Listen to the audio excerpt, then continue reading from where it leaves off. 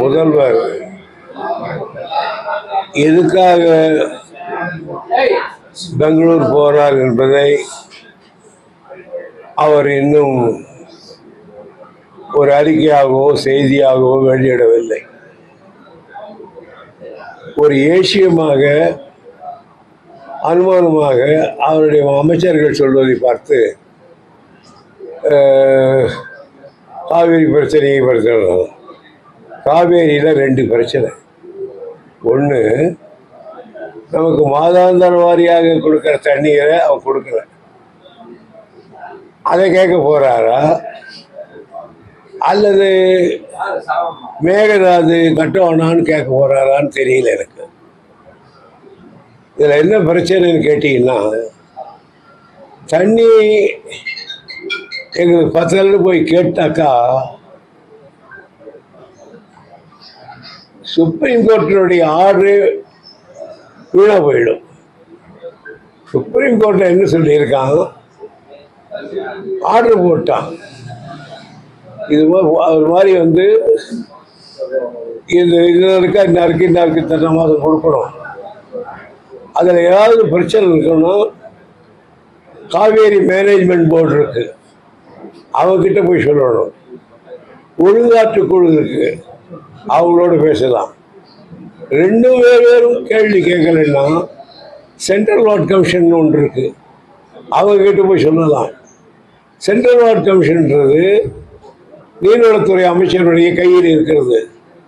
ஆகையினால supreme court order ஏன் நீங்கள் மாத வாரியாக கொடுக்க மாட்டேன்னு கேட்கறதுக்கு அவங்களுக்கு தான் அதிகாரம் உண்டு, அது இந்த மேனேஜ்மெண்ட் போர்டுக்கு.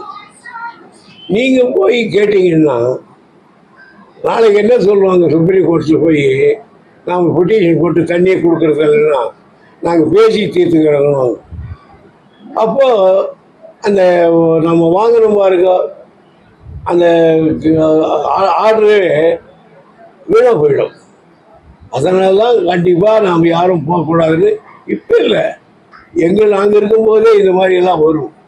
அந்த நேரத்தில் நாங்கள் யாரும் போகிறதில்லன்னு சொல்லுவோம். ஏன்னா எனக்கு ரைட்டு கொடுத்துட்டாங்க, சுப்ரீம் கோர்ட் ரைட்டு கொடுத்துருக்காங்க,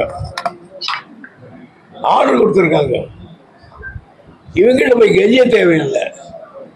நான் பேச வேண்டியதெல்லாம் Kaveri management board, central water commission, வெஞ்சி போனால் அந்த நீர்வளத்துறை அமைச்சரி, இதுதான் நாம் பார்க்கணுமே தவிர நாங்கள் போய் அவர்கிட்ட போய் நீங்கள் கொஞ்சம் தண்ணி விட்டுறீங்களான்னு கேட்டால் அந்த ஆர்டரே செல்லாதவன் ஆகிற மாதிரி போயிடும். அதனால தான் அதுக்கு ஜாக்கிரதையாக எல்லாரும் முடிவு பண்ணி சொல்லியிருக்காங்க.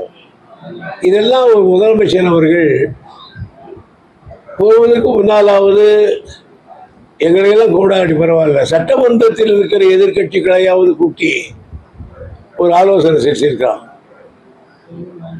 எல்லா எதிர்கட்சி கொடுக்க பேசியிருக்கலாம், அதையும் செய்யலை. ஆகையினால முதலமைச்சர் எதுக்காக போனாருன்னு யாருக்கும் தெரியல. நானாக யூகித்து சொல்கிறேன், இதுக்கு போனால் இதாடி விடுறோம். மேகதாது பொறுத்த வரையில் அவங்க கபினிக்கு வர தண்ணியை, கேஆர் சாகர் வர தண்ணியை, இன்னொரு காற்றுல வர தண்ணி 3 டேம் கட்டி நம்ம நிறுத்துன்றாங்க. அதாவது 60 டிஎம்சி கபினின்னா அந்த அபினியில் நமக்கு கொடுக்க வேண்டியது எவ்வளோன்னு இருக்குது, 52 டிஎம்சின்னா அது கொடுத்துருவாங்க. அதுக்கு மேலே வழி வர தண்ணி எல்லாம் நமக்கு ஒரு நோமேன்ஸ் ஏரியாது, யாருடைய இதுக்கு இல்லை, அது நமக்கு வர்றது, அதையெல்லாம் நிறுத்திடுவாங்க. ஆக மேகதாது கட்டினாங்கன்னா எந்த விதத்திலும் ஒரு சொட்டு தண்ணீர் தமிழ்நாட்டுக்கு வராது, அதில் உறுதி. ஆகையினால இது ஒரு நாள் அரைநாள் பிரச்சனை இல்லை. 1892 1924 எத்தனையோ ட்ரிபியூனல்கள் டெல்லி வரையில் இல்லை, இங்கிலாந்து வரையில் போய் கேஸ் நடத்தியிருக்காங்க. ஆகையினால இதில் கொஞ்சம் பொறுமை வேணும்.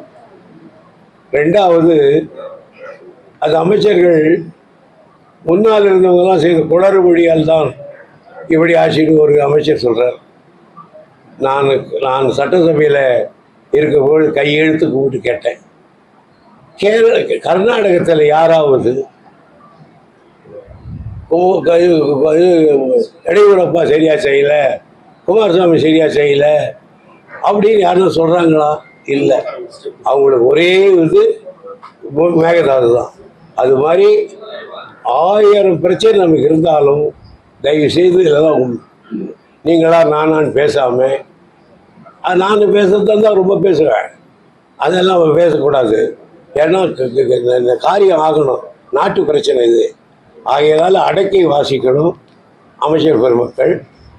முதலமைச்சர் அவர்கள் போய் வந்த பிறகு தான் தெரியும்.